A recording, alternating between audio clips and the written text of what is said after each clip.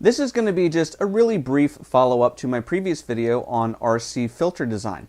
I had a friend ask me to show the phase delay through the multi-stage Sallen key Chebyshev filter that I built in that previous video.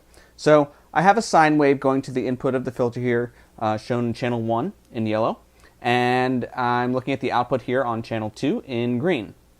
And you can see we're at 1 kilohertz right now, so well within the pass band of this filter, which has a cutoff right around 12 kilohertz. And as I increase in frequency, you can see that phase delay increase. So as I get up here to right around 7 kilohertz, we're now 180 degrees out of phase, and if I keep going up, you'll see them eventually come back to just about right in phase there, around 11 kilohertz.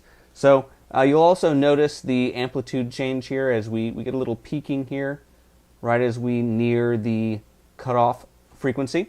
So there is a phase delay and an amplitude change because we don't have a perfectly flat response in the passband. And this is really typical of a Chebyshev filter. It does not have a maximally flat group delay like you would find in a Bessel filter, but it does have a much sharper cutoff, which is really what I was looking for in this particular filter design.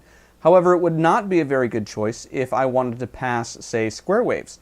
So, if I have a 1 kilohertz square wave that I put through this filter, you can see that because we do not have the same phase delay at all frequencies, we get this overshoot and ringing, and it's really nasty. This is typically not what you would want if you were using this in an arbitrary waveform generator, which is a perfect example because we saw exactly this problem in the previous videos where I looked at the MHS 5200A function generator. They were using an elliptical filter which, like a Chebyshev, has a really nice steep cutoff, but not a very good choice for something like this where you want to pass a square wave where you have multiple frequencies that all need to be delayed by the same amount so that they don't recombine out of phase and get this nasty overshoot and ringing.